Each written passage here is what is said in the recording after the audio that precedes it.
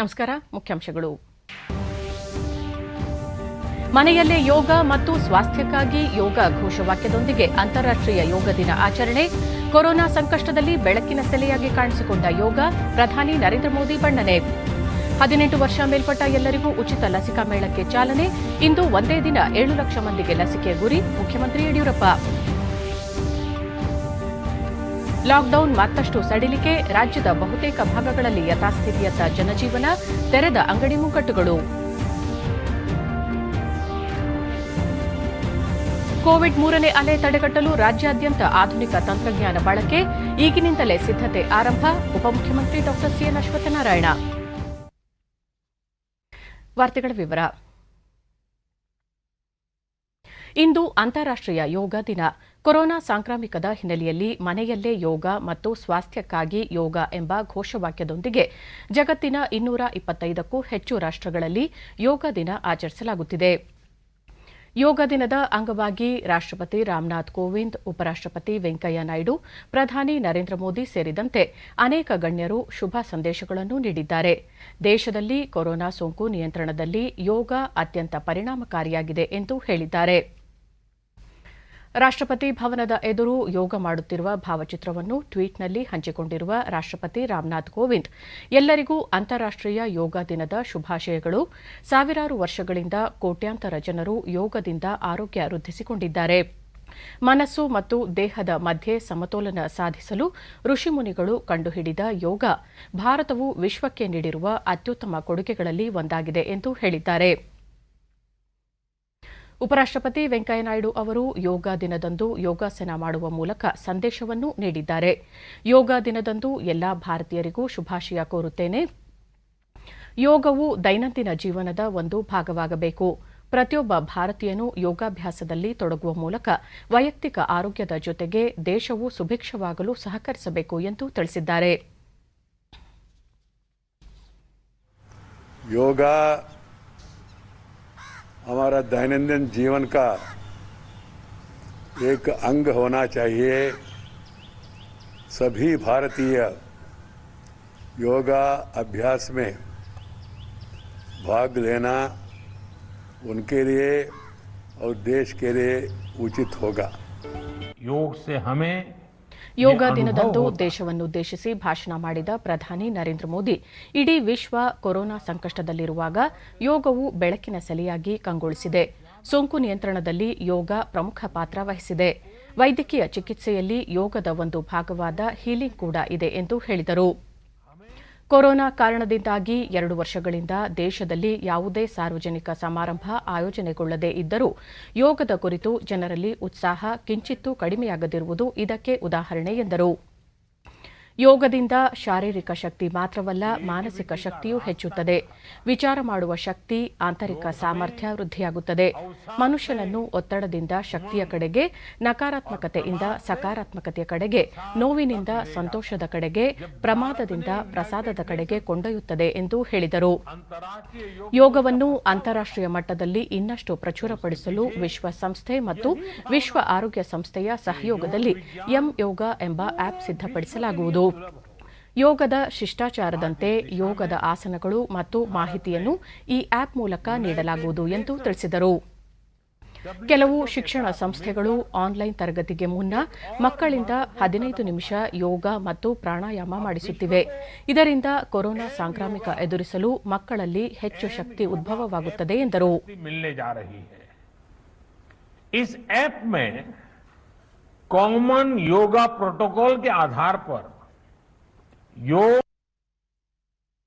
आज medical science भी उपचार के साथ साथ हीलिंग पर भी उतना ही बल देता है और योग हीलिंग प्रोसेस में उपकारक है.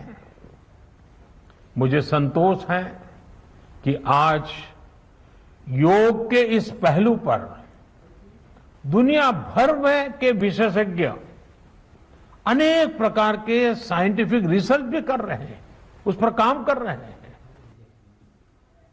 आजकल हम देखते हैं कई स्कूलों में ऑनलाइन क्लासेस की शुरुआत में 10-15 मिनट बच्चों को योग प्राणायाम कराया जा रहा है। ये कोरोना से मुकाबले के लिए भी बच्चों की शारीरिक रूप में तैयारी कर रहा है। On International Day of Yoga, ಯೋಗ ದಿನಾಚರಣೆ ಕುರಿತು ಸಂದೇಶ ನೀಡಿರುವ ಕೇಂದ್ರ ಆಯುಷ್ ಖಾತೆ ರಾಜ್ಯ ಸಚಿವ ಕಿರಣ್ ರಿಜಿಜು, ಆಯುಷ್ ಸಚಿವಾಲಯದಿಂದ ಈ ವರ್ಷ ಎಲ್ಲಾ ಹಳ್ಳಿಗಳು ಮತ್ತು ಮನೆಗಳಿಗೆ ಯೋಗದ ಮಹತ್ವ ತಿಳಿಸುವ ಕೆಲಸ ಮಾಡಲಾಗುವುದು. ಇದಕ್ಕಾಗಿ ಡಿಜಿಟಲ್ ಉಪಕರಣಗಳು, ಉಚಿತ ಯೋಗ ಮಾಹಿತಿಗಳು, ತರಬೇತಿಗಳನ್ನು ಹಮ್ಮಿಕೊಳ್ಳಲಾಗುವುದು ಎಂದು ತಿಳಿಸಿದರು. launched a variety of digital tools, free yoga resources, training sessions and certification drives. The ministry has also partnered with other ministries, organizations, educational institutions, local communities and experts to disseminate the message and practice of yoga. ಕೇಂದ್ರದ ಎಲ್ಲಾ ಸಚಿವರು ಸಹ ಯೋಗದ ಮಹತ್ವ ಕುರಿತಂತೆ ಸಂದೇಶ ನೀಡಿದ್ದಾರೆ. ಜೊತೆಗೆ ತಾವು ಸಹ ಯೋಗಾಭ್ಯಾಸ ಮಾಡಿ ಇತರರಿಗೂ ಯೋಗವನ್ನು ರೂಢಿಸಿಕೊಳ್ಳುವಂತೆ ಮನವಿ ಮಾಡಿದ್ದಾರೆ. ಈ ಮಧ್ಯೆ ಇಂಡೋ ಟಿಬೆಟ್ ಬಾರ್ಡರ್ ಟ್ರೂಪ್ನ ಯೋಧರು ಲಡಾಖ್ನ 18,000 ಅಡಿ ಎತ್ತರದ ಪರ್ವತ ಪ್ರದೇಶ ಮತ್ತು ಬೌದ್ಧ ಭಿಕ್ಷುಗಳೊಂದಿಗೆ ಯೋಗ ದಿನಾಚರಣೆ ಆಚರಿಸಿದರು. ಭಾರತೀಯ ಸೇನೆಯ ಯೋಧರು ಹಿಮಾಚಲ ಪ್ರದೇಶದ 16,000 ಅಡಿ ಎತ್ತರದ ಹಿಮಚ್ಛಾದಿತ ಪರ್ವತ ಹಾಗೂ ಬಿಎಸ್ಎಫ್ ಯೋಧರು ಜಮ್ಮು ಕಾಶ್ಮೀರದಲ್ಲಿ ಸಾಮೂಹಿಕ ಯೋಗ ಮಾಡಿದರು. Yoga at 16,000 feet altitude in Himachal Pradesh. An IDPP personnel also practiced yoga near Galwan in Ladakh on the 7th National Day of Yoga.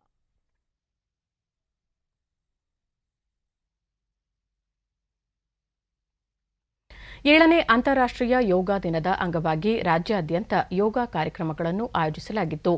ಪ್ರಮುಖ ಗಣ್ಯರು ಯೋಗ ಸಂದೇಶಗಳನ್ನು ನೀಡಿದ್ದಾರೆ. ಮುಖ್ಯಮಂತ್ರಿ ಬಿಎಸ್ ಯಡಿಯೂರಪ್ಪ ಮತ್ತು ಆರೋಗ್ಯ ಸಚಿವ ಡಾ ಸುಧಾಕರ್ ಅವರು ಬೆಂಗಳೂರಿನಲ್ಲಿ ಸರಳ ಯೋಗ ದಿನವನ್ನು ಆಚರಿಸುವ ಮೂಲಕ ಯೋಗಾಸನದ ವಿವಿಧ ಭಂಗಿಗಳನ್ನು ಪ್ರದರ್ಶಿಸಿದರು.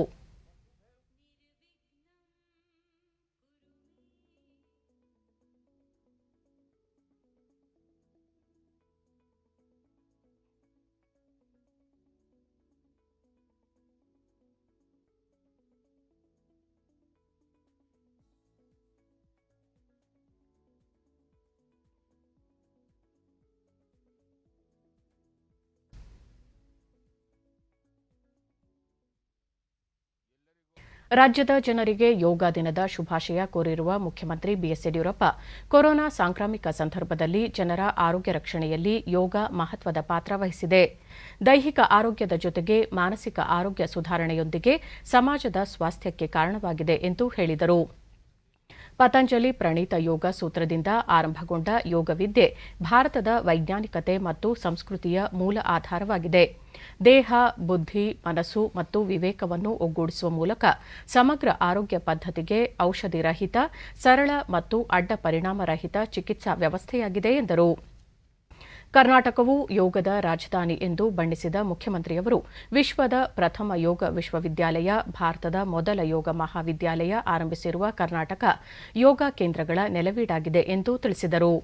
ಯೋಗ ಸೂತ್ರದಿಂದ ಪ್ರಾರಂಭಗೊಂಡ ಯೋಗ ವಿದ್ಯೆಯು ಭಾರತೀಯ ವೈಜ್ಞಾನಿಕತೆಯ ಮತ್ತು ಸಂಸ್ಕೃತಿಯ ಮೂಲ ಆಧಾರವಾಗಿದೆ. ದೇಹ, ಬುದ್ಧಿ, ಮನಸ್ಸು, ವಿವೇಕಗಳನ್ನು ಒಂದು ಕಡೆ ಕೂಡಿಸುವಿಕೆಯೇ ಯೋಗ. ಸಮಗ್ರ ಆರೋಗ್ಯ ಪದ್ಧತಿಯಾಗಿರುವ ಯೋಗ ಔಷಧಿ ರಹಿತ, ಸರಳ, ಅಡ್ಡ ಪರಿಣಾಮರಹಿತ ಚಿಕಿತ್ಸಾ ಪದ್ಧತಿಯಾಗಿದೆ. ಕರ್ನಾಟಕವು ಯೋಗದ ರಾಜಧಾನಿಯಾಗಿದ್ದು, ವಿಶ್ವದ ಪ್ರಥಮ ಯೋಗ ವಿಶ್ವವಿದ್ಯಾನಿಲಯ, ಭಾರತದ ಪ್ರಥಮ ಯೋಗ ಮಹಾವಿದ್ಯಾಲಯ ಹಾಗೂ ಪ್ರತಿಷ್ಠಿತ ಯೋಗ ಕೇಂದ್ರಗಳ ನೆಲೆಬೀಡಾಗಿದೆ.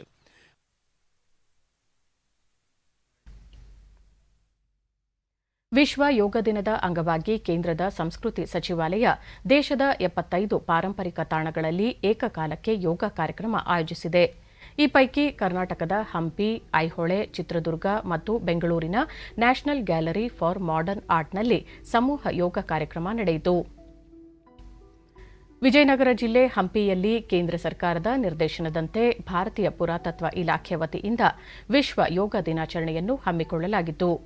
ಕೋವಿಡ್-19 ಮುನ್ನೆಚ್ಚರಿಕಾ ನಿಯಮಗಳ ಪಾಲನೆಯೊಂದಿಗೆ ಇಲಾಖೆಯ ಸಿಬ್ಬಂದಿ ಹಾಗೂ ಜಿಲ್ಲಾ ಆಯುಕ್ತರು ಸಾಮಾಜಿಕ ಅಂತರದೊಂದಿಗೆ ಯೋಗ ದಿನಾಚರಣೆಯನ್ನು ಆಚರಿಸಿದರು.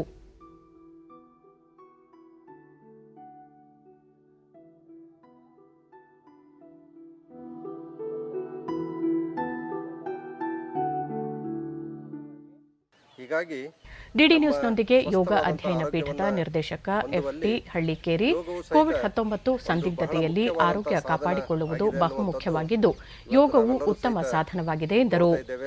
ಕೇಳ್ತಾ ಇದ್ದೇವೆ, ಯೋಗ ಅಂತಂದರೆ ಕೇವಲ ಆಸನಗಳನ್ನು ಮಾಡೋದಾಗಲಿ ವ್ಯಾಯಾಮಗಳನ್ನು ಮಾಡೋದಾಗಲಿ ಅಲ್ಲ, ಅದರ ಜೊತೆಗೆ ನಮ್ಮ ಒಂದು ಜೀವನ ಪದ್ಧತಿಯಾಗಿ ನಾವು ಈ ಒಂದು ಯೋಗವನ್ನು ಅಳವಡಿಸಿಕೊಳ್ಬೇಕಾದಂಥ ಅಗತ್ಯತೆ ಇವತ್ತು ಇದೆ.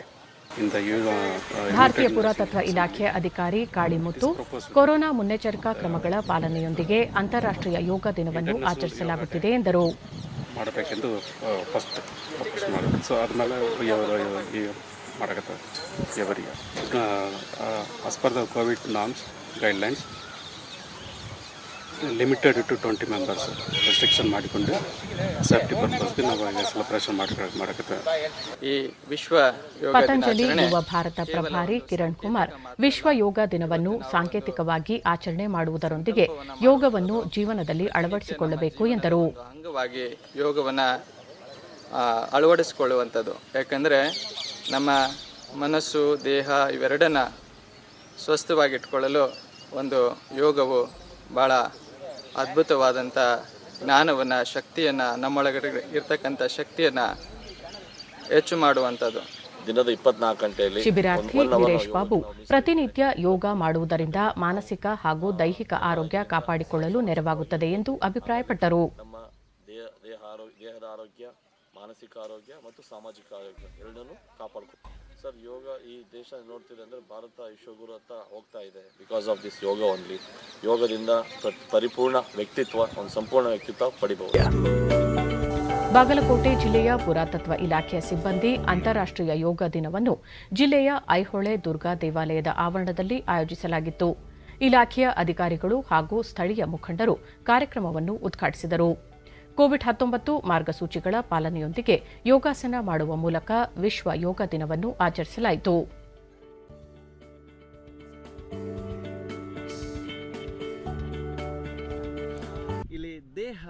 ಡಿಡಿ ನ್ಯೂಸ್ನೊಂದಿಗೆ ಯೋಗ ಶಿಕ್ಷಕ ಸಂತೋಷ್ ಪಟ್ಟಣಶೆಟ್ಟಿ ದೇಶದ ಪ್ರಮುಖ 75 ಪಾರಂಪರಿಕ ತಾಣಗಳಲ್ಲಿ ವಿಶ್ವ ಯೋಗ ದಿನ ಆಚರಿಸುತ್ತಿದ್ದು ವಿವಿಧ ಇಲಾಖೆಯ ಅಧಿಕಾರಿಗಳು ಹಾಗೂ ಸಿಬ್ಬಂದಿಗಳು ಭಾಗವಹಿಸಿದ್ದಾರೆ ಎಂದರು.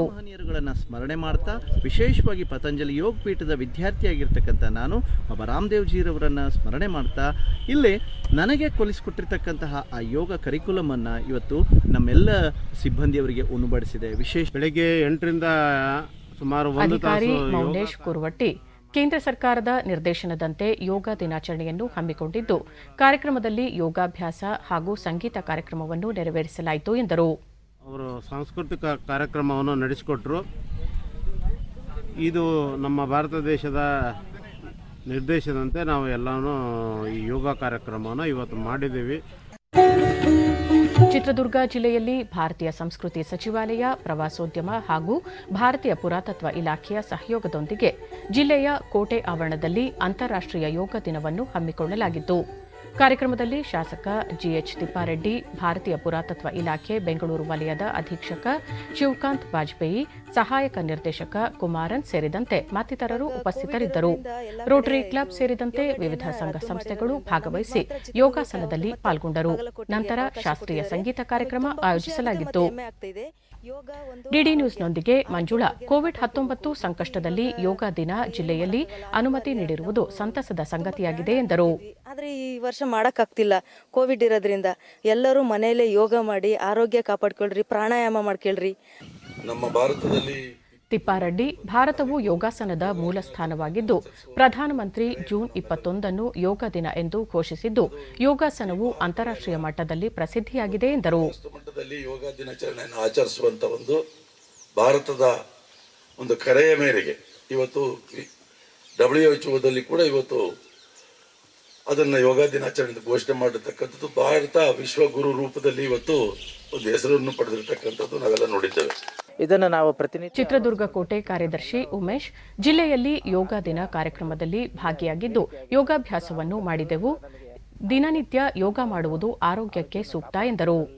ಇದು ಅತ್ಯವಶ್ಯಕವಾಗಿ ಬೇಕಾಗಿರ್ತಕ್ಕಂಥ ಒಂದು ಆಕ್ಟಿವಿಟಿ ಅಂತ ನಾವು ಹೇಳಬಹುದು. ಸೊ ಇದನ್ನು ಚಿತ್ರದುರ್ಗದ ಆರ್ಕಿಯಾಲಜಿಕಲ್ ಡಿಪಾರ್ಟ್ಮೆಂಟ್ನವರು ಮತ್ತು ಇನ್ನಿತರ ಎಲ್ಲ ಸಂಘ ಸಂಸ್ಥೆಗಳೊಳಗೆ ಸೇರಿ ಈ ಒಂದು ಕಾರ್ಯಕ್ರಮವನ್ನು ಬಹಳ ಯಶಸ್ವಿಯಾಗಿ ನಡೆಸಿಕೊಟ್ಟಿದ್ದಾರೆ. ನಾವು ಬೆಂಗಳೂರಿನ ನ್ಯಾಷನಲ್ ಗ್ಯಾಲರಿ ಫಾರ್ ಮಾಡರ್ನ್ ಆರ್ಟ್ನಲ್ಲಿ ವಿಶ್ವ ಯೋಗ ದಿನಾಚರಣೆಯನ್ನು ಹಮ್ಮಿಕೊಳ್ಳಲಾಗಿದ್ದು, ಸಂಸ್ಥೆಯ ಅಧಿಕಾರಿಗಳು ಕಾರ್ಯಕ್ರಮವನ್ನು ಉದ್ಘಾಟಿಸಿದರು.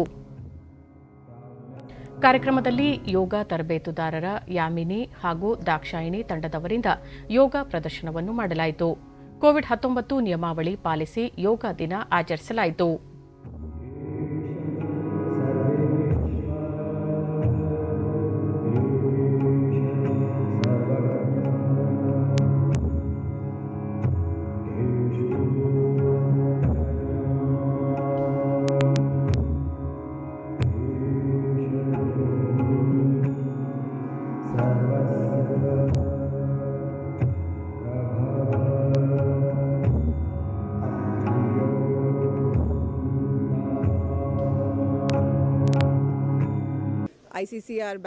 ಡಿಡಿ ನ್ಯೂಸ್ನೊಂದಿಗೆ ಎನ್ಜಿಎಂಎ ನಿರ್ದೇಶಕಿ ನಾಜ್ನಿಯಾನ್ ಬಾನು, ಕೇಂದ್ರದ ಸಂಸ್ಕೃತಿ ಸಚಿವಾಲಯ ನಿರ್ದೇಶನದಂತೆ ಯೋಗ ದಿನಾಚರಣೆ ಆಯೋಜಿಸಲಾಗಿದೆ. ಜೀವನದಲ್ಲಿ ಯೋಗವನ್ನು ಅಳವಡಿಸಿಕೊಳ್ಳುವುದು ಉತ್ತಮ ಎಂದರು. Program has been organized on behalf of Ministry of Culture, Government of India, and as part of the Bharat Ka Amrit Mahotsav. As I believe, this Yoga Day program by Ministry of Culture is being organized at 75 different venues across India. ಭಾರತೀಯ ಸಾಂಸ್ಕೃತಿಕ ಪರಿಷತ್ನ ಬೆಂಗಳೂರು ಪ್ರಾದೇಶಿಕ ನಿರ್ದೇಶಕ ವೇಣುಗೋಪಾಲ್, ಕಾರ್ಯಕ್ರಮದಲ್ಲಿ ವಿದ್ಯಾರ್ಥಿಗಳು ಉತ್ತಮ ಯೋಗ ಪ್ರದರ್ಶನ ನೀಡಿದ್ದು ಎಲ್ಲರೂ ಉತ್ಸಾಹದಿಂದ ಭಾಗವಹಿಸಿದರು ಎಂದರು. ಅದರಲ್ಲೊಂದು ಮೆಸೇಜ್ ಇದೆ ಅಂತ ನನಗನ್ಸುತ್ತೆ. ಯಾಕಂದರೆ ಯೋಗ ಮತ್ತು ಪ್ರಾಣಾಯಾಮದಲ್ಲಿ ಈ ನಮ್ಮ ರೆಸ್ಪಿರೇಟರಿ ಸಿಸ್ಟಮ್ ಆರ್ ಇಮ್ಯುನಿಟಿ ಎಷ್ಟು ಯೋಗ ತರಬೇತುದಾರ ಯಾಮಿನಿ, ಯೋಗಾಸನ ವ್ಯಾಯಾಮ ಮಾತ್ರವಲ್ಲ, ಜೀವನ ಶೈಲಿಯೂ ಆಗಿದೆ. ಯೋಗದ ಮೂಲಕ ಮಾನಸಿಕ ಹಾಗೂ ದೈಹಿಕ ಆರೋಗ್ಯಕ್ಕೆ ಸಹಾಯವಾಗಿದೆ ಎಂದರು.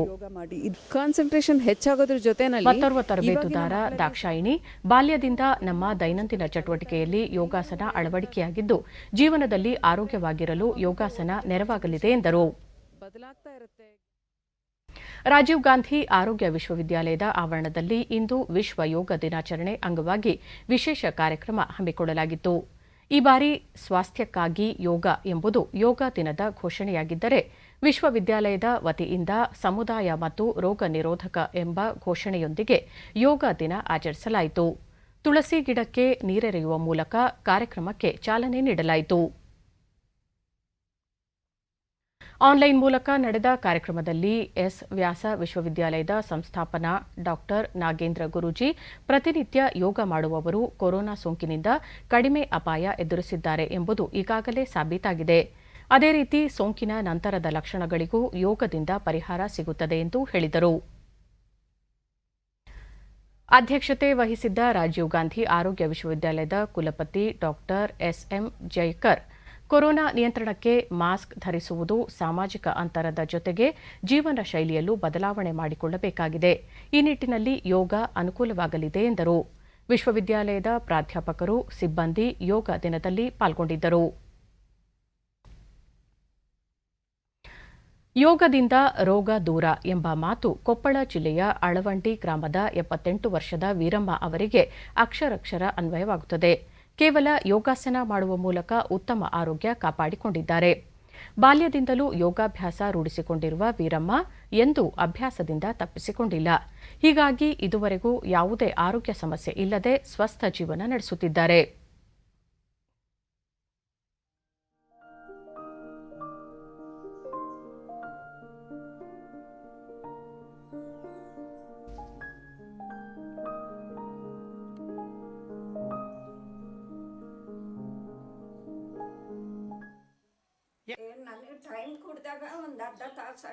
ಡಿಡಿ ನ್ಯೂಸ್ನೊಂದಿಗೆ ವೀರಮ್ಮ, ಯೋಗಾಸನದಿಂದ ದೈಹಿಕ ಆರೋಗ್ಯ ಕಾಪಾಡಿಕೊಳ್ಳಲು ಸಹಾಯವಾಗಿದ್ದು ಪ್ರತಿದಿನ ಯೋಗಾಸನ ಮಾಡುವುದು ಉತ್ತಮ ಎಂದರು. ಅವರು ಏನ ಸುಮ್ಮನೆ ಖಾಲಿ ಪಿಲ್ಲಿ ಮಾತಾಡಿ ಹೋಗ್ಬಿಡ್ತಾರೆ, ಅಷ್ಟೇ ಮಾಡಲ್ಲ. ಹೇಳ್ತೀನಿ ಇಂತಿಂತಾವ್ ಮಾಡಂತ. ಕೆಲವ್ರು ಬರೋದಲ್ಲ ಅಂತಾರೆ, ಕೆಲವ್ರು ಏನೋ ರಗಳಿ ಹೇಳ್ತಾರೆ, ಹೋಗ್ಲಿ ಬಿಡ ಸುಮ್ಮನೆ ಆಗ್ಬಿಡ. ಸಂಪತ್ತು ಬೇಡ, ಆರೋಗ್ಯ ಭಾಗ್ಯ ಮಾನಸಿಕ ನೆಮ್ಮದಿ ಇವಿಷ್ಟ ಎರಡ ಇರಬೇಕು. ಮತ್ತು ಅವರು ಯಾವುದೇ ವೀರಮ್ಮ ಅವರ ಪುತ್ರ ಬಸವರಾಜು ತಾಯಿಯು ಹಲವು ವರ್ಷಗಳಿಂದ ಯೋಗಾಸನ ಮಾಡುತ್ತಿದ್ದು ಈವರೆಗೆ ಯಾವುದೇ ಆರೋಗ್ಯ ಸಮಸ್ಯೆ ಎದುರಾಗಿಲ್ಲ. ಅವರ ಜೀವನ ತಮಗೆ ಪ್ರೇರಣೆಯಾಗಿದೆ ಎಂದರು. ಸಂತೋಷವಾಗಿ ಅದರ ಅನ್ನೋದೇ ನಮ್ಮ ಹೆಮ್ಮೆ ಅಂತ ಅನಿಸುತ್ತೆ ನನಗೆ.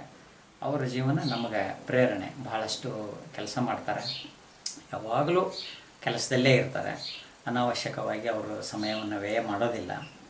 ಅವರು ನಮಗೆ ಪ್ರೇರಣೆ. ಬೆಳಿಗ್ಗೆಯಿಂದ ಗ್ರಾಮಸ್ಥ ನಾಗರಾಜ್ ವೀರಮ್ಮ ಯೋಗವನ್ನು ಹವ್ಯಾಸವಾಗಿ ರೂಢಿಸಿಕೊಂಡಿದ್ದು ಉತ್ತಮ ಆರೋಗ್ಯ ಕಾಪಾಡಿಕೊಂಡಿದ್ದಾರೆ ಎಂದರು.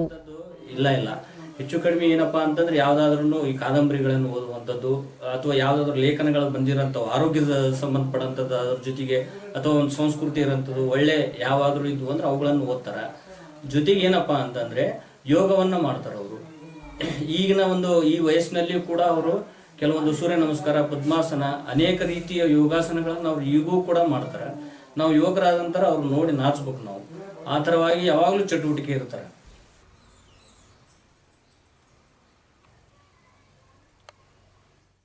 ಕೊರೋನಾ ಸಾಂಕ್ರಾಮಿಕ ತಡೆಗೆ 18 ವರ್ಷ ಮೇಲ್ಪಟ್ಟ ಎಲ್ಲರಿಗೂ ಉಚಿತ ಲಸಿಕೆ ನೀಡುವ ಕೇಂದ್ರ ಸರ್ಕಾರದ ಮಹತ್ವಾಕಾಂಕ್ಷಿ ಆಂದೋಲನಕ್ಕೆ ಇಂದು ದೇಶಾದ್ಯಂತ ಚಾಲನೆ ದೊರೆತಿದೆ.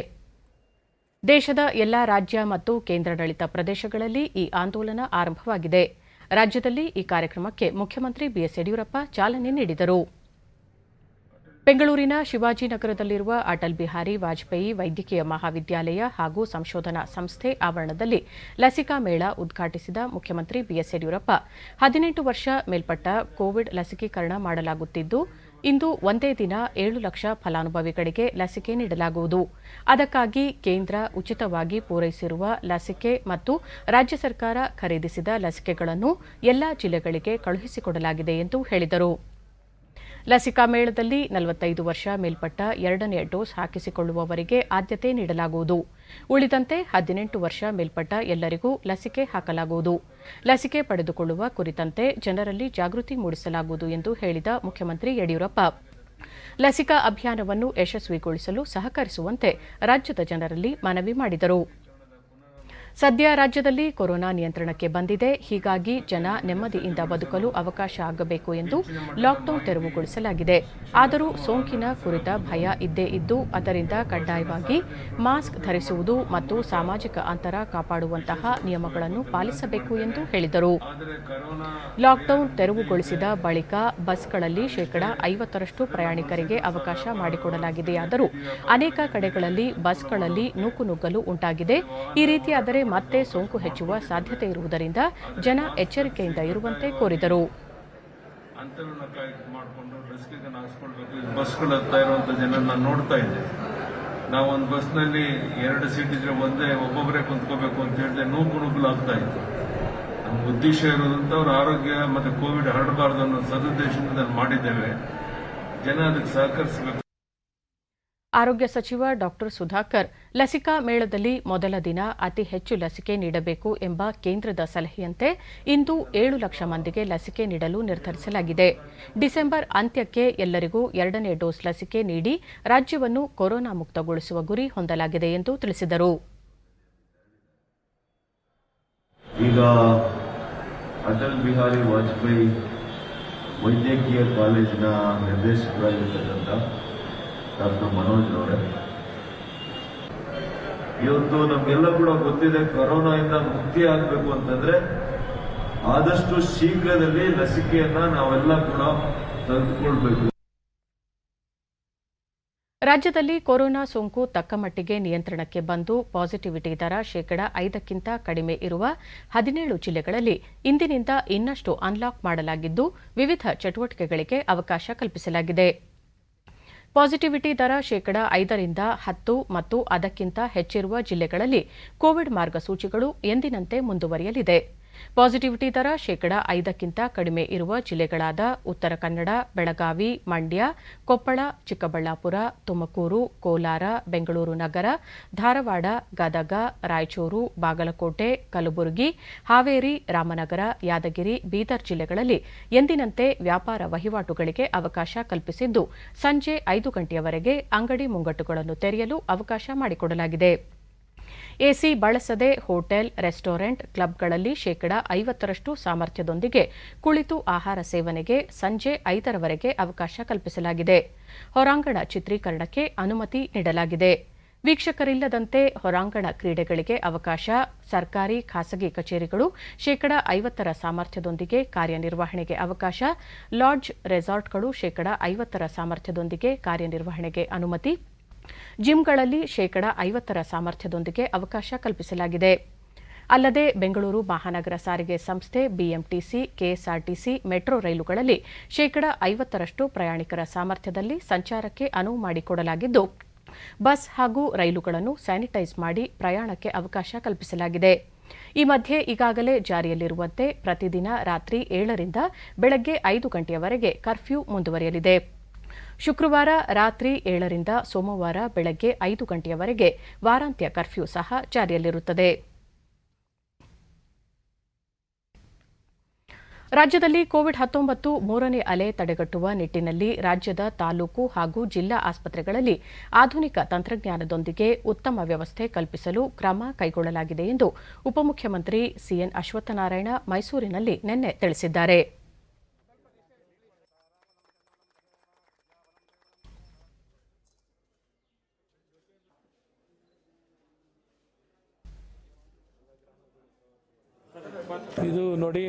ಜಿಲ್ಲೆಯ ಎಚ್ಡಿ ಕೋಟೆ ತಾಲೂಕಿನ ಸರಗೂರು ವಿವೇಕಾನಂದ ಸ್ಮಾರಕ ಆಸ್ಪತ್ರೆಯ ಕೋವಿಡ್-19 ಆರೈಕೆ ಘಟಕವನ್ನು ಉದ್ಘಾಟಿಸಿ ಸುದ್ದಿಗಾರರೊಂದಿಗೆ ಮಾತನಾಡಿದ ಅವರು, ರಾಜ್ಯದಲ್ಲಿ ಕಟ್ಟಡ ಹಾಗೂ ಸಿಬ್ಬಂದಿಯ ಕೊರತೆ ಉಂಟಾಗದಂತೆ ಕ್ರಮ ಕೈಗೊಳ್ಳಲಾಗಿದೆ ಎಂದರು. ತಜ್ಞರ ಸಲಹೆಯ ಮೇರೆಗೆ 2020-21ನೇ ಸಾಲಿನ ರಾಷ್ಟ್ರೀಯ ಶಿಕ್ಷಣ ನೀತಿಯನ್ನು ಘೋಷಿಸಲಾಗಿದೆ. ರಾಜ್ಯದ ವಿಶ್ವವಿದ್ಯಾಲಯಗಳ ಸಹಯೋಗದೊಂದಿಗೆ ವಿದ್ಯಾರ್ಥಿಗಳ ಹಿತದೃಷ್ಟಿಯಿಂದ ಶಿಕ್ಷಣ ವಲಯದಲ್ಲಿ ಉತ್ತಮ ಸುಧಾರಣೆಗೆ ಕ್ರಮ ಕೈಗೊಳ್ಳಲಾಗಿದೆ ಎಂದರು. ರಾಷ್ಟ್ರೀಯ ಶಿಕ್ಷಣ ನೀತಿಯನ್ನು ಘೋಷಣೆ ಮಾಡುವಂಥದ್ದಾಗಿದೆ. ಇದು ಹೊಸದಾಗಿ ಶಿಕ್ಷಣ ಬಂದಿರುವಂಥದ್ದಲ್ಲ. ಶಿಕ್ಷಣ ನಮ್ಮಲ್ಲೇ ಇರುವಂಥದ್ದಕ್ಕೆ ಇನ್ನು ಹೆಚ್ಚಿನ ರೀತಿ ಸುಧಾರಣೆಗಳನ್ನು ಯಾವ ರೀತಿ ಕೊಟ್ಟರೆ ಯಾವ ರೀತಿ ಫಲಕಾರಿಯಾಗಿರ್ತದೆ, ಈ ಕಾಲಕ್ಕೆ ಪ್ರಸ್ತುತವಾಗಿರುತ್ತೆ. ಕಲಿಕೆಯಲ್ಲಿ ಏನು ಸುಧಾರಣೆಗಳನ್ನ ತರಬೇಕು, ಸಂಸ್ಥೆನಲ್ಲಾಗಲಿ, ಕಲಿಸೋ ರೀತಿ ನೀತಿನಲ್ಲಾಗಲಿ, ಕಂಟೆಂಟ್ನಲ್ಲಾಗಲಿ, ಒಟ್ಟಾರೆ ಸಮಗ್ರವಾಗಿ ಏನು ಸುಧಾರಣೆಗಳನ್ನ ತರಬೇಕು ಅನ್ನೋಂಥ ವಿಚಾರದಲ್ಲಿ ಈಗಾಗಲೇ ಬಹಳಷ್ಟು ಈ ದಿಕ್ಕಿನಲ್ಲಿ ಈ ಕೆಲಸ ಮಾಡಿರುವಂಥದ್ದಿದೆ. ಭಾರತದ ರಫ್ತು ಪ್ರಮಾಣವನ್ನು ಹೆಚ್ಚಿಸುವುದು ಹಾಗೂ ಆಮದು ಕುರಿತ ದೇಶದ ಆಯ್ಕೆಗಳನ್ನು ನಿರ್ಧರಿಸುವುದು ಆತ್ಮನಿರ್ಭರ ಭಾರತ ಅಭಿಯಾನದ ಉದ್ದೇಶವಾಗಿದೆ ಎಂದು ಕೇಂದ್ರ ರಸ್ತೆ ಸಾರಿಗೆ ಹಾಗೂ ಹೆದ್ದಾರಿ ಖಾತೆ ಸಚಿವ ನಿತಿನ್ ಗಡ್ಕರಿ ಹೇಳಿದ್ದಾರೆ. ವಿಷನ್ ಇಂಡಿಯಾ ಕುರಿತು ರೋಟರಿ ಡಿಸ್ಟ್ರಿಕ್ಟ್ ಕಾನ್ಫರೆನ್ಸ್ 2021 ಸಮಾವೇಶ ಉದ್ದೇಶಿಸಿ ಮಾತನಾಡಿದ ಅವರು, ಮುಂದಿನ 5 ವರ್ಷಗಳಲ್ಲಿ ಭಾರತ $5 ಟ್ರಿಲಿಯನ್ ಆರ್ಥಿಕತೆ ಸಾಧನೆಯ ದೃಷ್ಟಿಕೋನವನ್ನು ಸರ್ಕಾರ ಹೊಂದಿದೆ. ಸಬ್ಕಾ ಸಾಥ್ ಸಬ್ಕಾ ವಿಕಾಸ್ ತತ್ವ ಪೂರ್ವಭಾವಿ ಉಪಕ್ರಮಗಳ ಮೂಲಕ ಹೂಡಿಕೆ, ಆರ್ಥಿಕ ಬೆಳವಣಿಗೆ ಹಾಗೂ ಹೆಚ್ಚಿನ ಉದ್ಯೋಗಗಳನ್ನು ಸೃಷ್ಟಿಸುವ ಗುರಿ ಹೊಂದಿದೆ ಎಂದು ಅವರು ಹೇಳಿದರು. ಎಲ್ಲವನ್ನು ಒಳಗೊಂಡ ಸಕಾಲದಲ್ಲಿ ಸಮರ್ಥ ನಿರ್ಧಾರ ಕೈಗೊಳ್ಳುವ ಪ್ರಕ್ರಿಯೆಯೊಂದಿಗೆ ಪಾರದರ್ಶಕ ಮತ್ತು ಅಭಿವೃದ್ಧಿ ಪರ ಆಡಳಿತ ವ್ಯವಸ್ಥೆಯೊಂದಿಗೆ ದೇಶವನ್ನು ಸಮೃದ್ಧ, ಬಲಿಷ್ಠ ಹಾಗೂ ಆತ್ಮನಿರ್ಭರ ಭಾರತದೆಡೆಗೆ ಕೊಂಡೊಯ್ಯಲಾಗುತ್ತಿದೆ ಎಂದು ಹೇಳಿದರು. ಎಥೆನಾಲ್ ಹಾಗೂ ಜೈವಿಕ ಇಂಧನ ಬಳಕೆಯಿಂದ ಪೆಟ್ರೋಲ್ ಮತ್ತು ಡೀಸೆಲ್ ಅಗ್ಗವಾಗಲಿದೆ ಎಂದು ಪ್ರತಿಪಾದಿಸಿದ ಸಚಿವ ಗಡ್ಕರಿ, ಎಥೆನಾಲ್ ಹಾಗೂ ಜೈವಿಕ ಇಂಧನ ಬಳಕೆ ಉತ್ತೇಜಿಸುವುದರಿಂದ ದೇಶದ ಆರ್ಥಿಕತೆ ಸದೃಢಗೊಳ್ಳಲಿದೆ ಎಂದು ಹೇಳಿದರು. 8 ರಿಂದ 10 ದಿನಗಳಲ್ಲಿ ವಾಹನ ಉದ್ಯಮಕ್ಕೆ ಫ್ಲೆಕ್ಸ್ ಎಂಜಿನ್ ತಯಾರಿಕೆ ಕಡ್ಡಾಯಗೊಳಿಸಲಾಗುವುದು ಎಂದು ಸಚಿವರು ತಿಳಿಸಿದರು. ಕೊನೆಯಲ್ಲಿ ಮತ್ತೊಮ್ಮೆ ಮುಖ್ಯಾಂಶಗಳು. ಮನೆಯಲ್ಲೇ ಯೋಗ ಮತ್ತು ಸ್ವಾಸ್ಥ್ಯಕ್ಕಾಗಿ ಯೋಗ ಘೋಷವಾಕ್ಯದೊಂದಿಗೆ ಅಂತಾರಾಷ್ಟ್ರೀಯ ಯೋಗ ದಿನ ಆಚರಣೆ. ಕೊರೋನಾ ಸಂಕಷ್ಟದಲ್ಲಿ ಬೆಳಕಿನ ಸೆಲೆಯಾಗಿ ಕಾಣಿಸಿಕೊಂಡ ಯೋಗ, ಪ್ರಧಾನಿ ನರೇಂದ್ರ ಮೋದಿ ಬಣ್ಣನೆ. 18 ವರ್ಷ ಮೇಲ್ಪಟ್ಟ ಎಲ್ಲರಿಗೂ ಉಚಿತ ಲಸಿಕಾ ಮೇಳಕ್ಕೆ ಚಾಲನೆ. ಇಂದು ಒಂದೇ ದಿನ 7 ಲಕ್ಷ ಮಂದಿಗೆ ಲಸಿಕೆ ಗುರಿ, ಮುಖ್ಯಮಂತ್ರಿ ಯಡಿಯೂರಪ್ಪ. ಲಾಕ್ಡೌನ್ ಮತ್ತಷ್ಟು ಸಡಿಲಿಕೆ, ರಾಜ್ಯದ ಬಹುತೇಕ ಭಾಗಗಳಲ್ಲಿ ಯಥಾಸ್ಥಿತಿಯತ್ತ ಜನಜೀವನ, ತೆರೆದ ಅಂಗಡಿ ಮುಂಗಟ್ಟುಗಳು. ಕೋವಿಡ್ ಮೂರನೇ ಅಲೆ ತಡೆಗಟ್ಟಲು ರಾಜ್ಯಾದ್ಯಂತ ಆಧುನಿಕ ತಂತ್ರಜ್ಞಾನ ಬಳಕೆ, ಈಗಿನಿಂದಲೇ ಸಿದ್ಧತೆ ಆರಂಭ, ಉಪಮುಖ್ಯಮಂತ್ರಿ ಡಾ ಸಿಎನ್ ಅಶ್ವತ್ಥನಾರಾಯಣ. ನಮ್ಮ ವಾರ್ತಾ ಪ್ರಸಾರವನ್ನು ನೀವು ಡಿಡಿ ಚಂದನ ನ್ಯೂಸ್ ಯೂಟ್ಯೂಬ್ ಚಾನೆಲ್ನಲ್ಲೂ ವೀಕ್ಷಿಸಬಹುದು. ವೀಕ್ಷಕರೇ, ಈಗ ನಾನು ಸ್ಟುಡಿಯೋದಿಂದ ತೆರಳುತ್ತಿರುವ ಕಾರಣ ಮಾಸ್ಕ್ ಧರಿಸುತ್ತಿದ್ದೇನೆ. ನೀವು ಸಹ ಮನೆಯಿಂದ ಹೊರಹೋಗುವ ಮುನ್ನ ಸರಿಯಾದ ಕ್ರಮದಲ್ಲಿ ತಪ್ಪದೆ ಮಾಸ್ಕ್ ಧರಿಸಿ. ವ್ಯಕ್ತಿಗತ ಅಂತರ ಕಾಪಾಡಿಕೊಳ್ಳುವುದರೊಂದಿಗೆ ನೀವು ಸುರಕ್ಷಿತವಾಗಿರಿ, ನಿಮ್ಮವರನ್ನು ಸುರಕ್ಷಿತವಾಗಿರಿಸಿ. ನೈರ್ಮಲ್ಯಕ್ಕೆ ಆದ್ಯತೆ ನೀಡುವುದರ ಜೊತೆಗೆ ಸೋಂಕು ತಡೆಗೆ ಕೋವಿಡ್-19 ಲಸಿಕೆ ಪಡೆಯುವುದು ಅಗತ್ಯ. ನಮ್ಮ ಮುಂದಿನ ವಾರ್ತಾ ಪ್ರಸಾರ ಸಂಜೆ 4:30 ನಮಸ್ಕಾರ.